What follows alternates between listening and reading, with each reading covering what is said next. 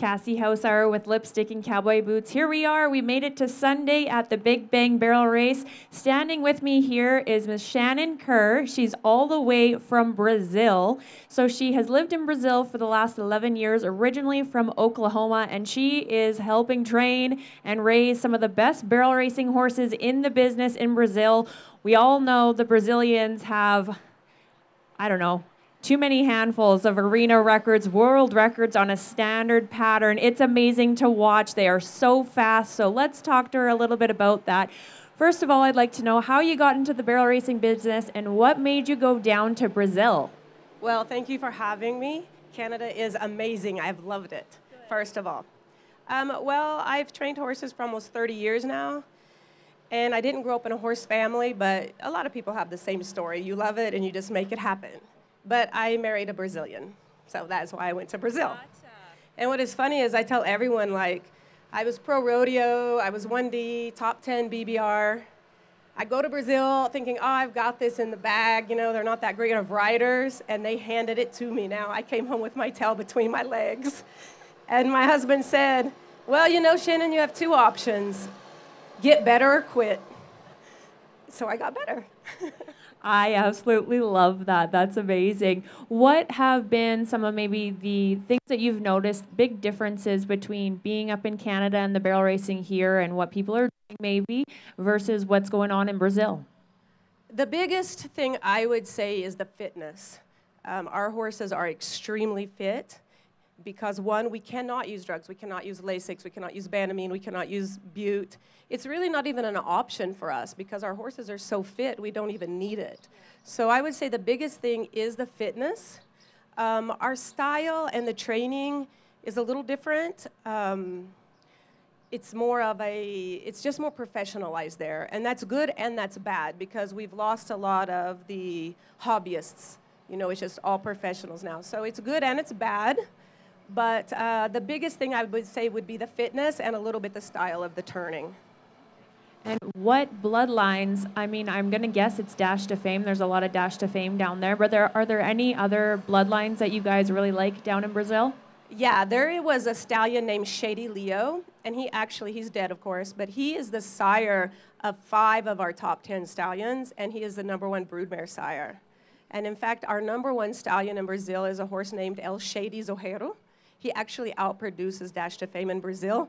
And we have more Dash to Fames in Brazil than you have in North America. So that's saying something. The Shady Leo bloodlines, especially the El Shadys, they're horses that are very fast. They are not big horses. They're, you know, usually average about 15 hands, 15-1. But they are very, very fast, very strong, very hardy. I don't know many El Shadys that ever need injected. They're very smart horses, and they do try to outsmart you.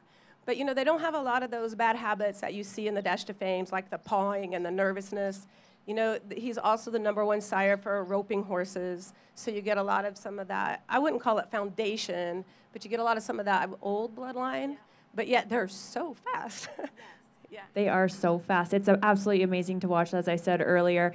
Let's talk a little bit about dirt and the ground, because I feel, you know, has to be the perfect storm to have those blazing fast times, horse rider combination, but of course good ground helps. What do you guys do different with your ground in Brazil? Well, first of all, you have to understand that Brazil is the size of the United States or Canada. So we do have different ground. We have deep ground like this.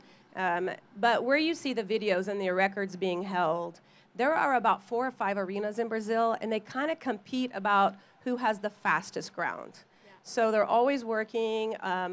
You know, their machine is actually a reining machine that they use to work the ground. So the ground is a little bit more compact when you see the 1s and the 2s. Yeah. We consistently run 4, 5, 6s, and 7s on dirt like this. Yeah. But when you really see the fast times, it's usually in one of those arenas where they've worked really hard. Now, I do have to tell you something. We have judges at every event from the association, and they mark the pattern, not the arena owner and not the contestants. Yes. Every time a record is set, they stop the race and actually remeasure it because they don't want people to say that they faked it, although we do still hear that all the time. But it's just, you just have to go there and see it. It's just so unbelievably fast. It's just so professionalized. It's a great place to compete. So if someone is looking to plan a trip to go to Brazil and check out barrel horses, can they contact you maybe? And maybe you could set that up for them to have a tour and check it out? Yeah, absolutely. I actually have a bed and breakfast for that. I used to get people from Europe, and now I get from America and Canada to come stay with me. So we actually built a guest house. I have horses they can ride. There's a lot of good trainers around me to go visit and see how they work. I try to keep it very affordable too. It's not out of anybody's pocketbook to come. And because the big thing is you think Brazil is dangerous, it's scary, it's Portuguese, you don't know the language. The truth is the big city is dangerous, yes, but when you get out in the country, it's very calm. Like here, it's a really nice place to be. Lipstick and Cowboy Boots is going to Brazil 2023. Who is coming with me? Because this sounds fantastic. I would love to go and check out the horses and see what's all there. It's absolutely amazing. Well, thank you so much. Actually, I want to touch base. You did do some clinics up in Canada. How did the clinics go? How many people were there? And what did you think? It went amazing. I try to limit the number of participants because I do ride each horse. I thought it went well. We filled the clinic. We had several auditors as well.